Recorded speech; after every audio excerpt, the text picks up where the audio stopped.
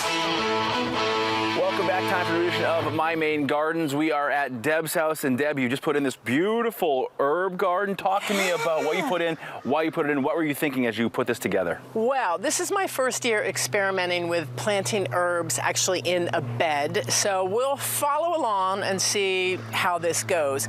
Herbs are great to plant. They're wonderful to use in cooking in a whole variety of ways, and there's many ways you can grow herbs.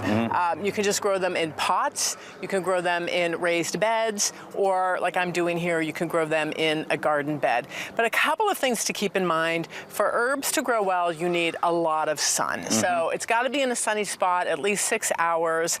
And what's interesting too is herbs are a lot like people. Some of them get along really well with each other, and some of them want nothing to do with each other. Interesting. Okay. Yes. So for example, you can see I've got a couple of herbs in pots. I've got mint in a pot, and the reason I put mint in a pot is because mint is like that person who walks into a room and just takes over. Okay. And the other herbs are like, oh, here goes mint again. Right, yeah, Right? sure. Yeah. So mint can completely take over your herb garden or your raised bed. So that's why I've separated mint and put mint in its own room. Okay. If you do want to grow mint, and I love mint in like iced teas and salads, it's lovely. If you want to grow it in a raised bed, I suggest that you put the mint in a pot and then put the pot in the soil. Okay. Just to kind of contain the roots, because it will just You don't spread. want mint taking over. Okay. No, good it's advice. like that. Yeah. The other thing is oregano is in a pot. I don't know if this still happens, but years ago I had planted oregano in a garden in another house, and it ended up taking root. So oregano was growing in my yard. Oh, wow. In the grass. Okay. It was great though when you mowed the lawn, because it smelled really good. Oh yeah, sure. But I don't want that to happen, so I've contained that. Okay.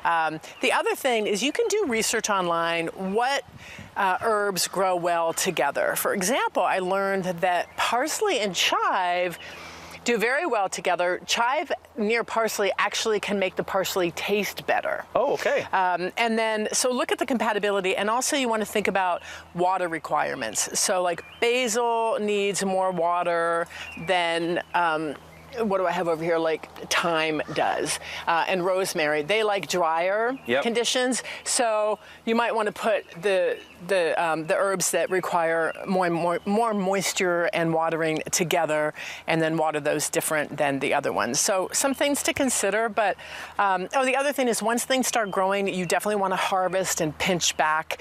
Especially basil, if you don't pinch it back, it can get really bitter once it starts to flower. Okay. So it's not just set it and forget it. Nope, you actually gotta, use it up. Okay. And then later on, we'll talk about ways later in the season that you can preserve herbs, because sometimes you just can't eat them all. Sure. All right. Interesting. And everything has some room as needed to grow and find its own way in the world. So interesting stuff. Your first experimentation with herbs, which I'm surprised, not even in college, didn't even experiment at all. Interesting. My mother's watching. Yeah. That's all right. If you want to see this, all in good fun. If you want to see this again, you go to our website, wabi.tv, as seen at 4 p.m. Back with more right after this.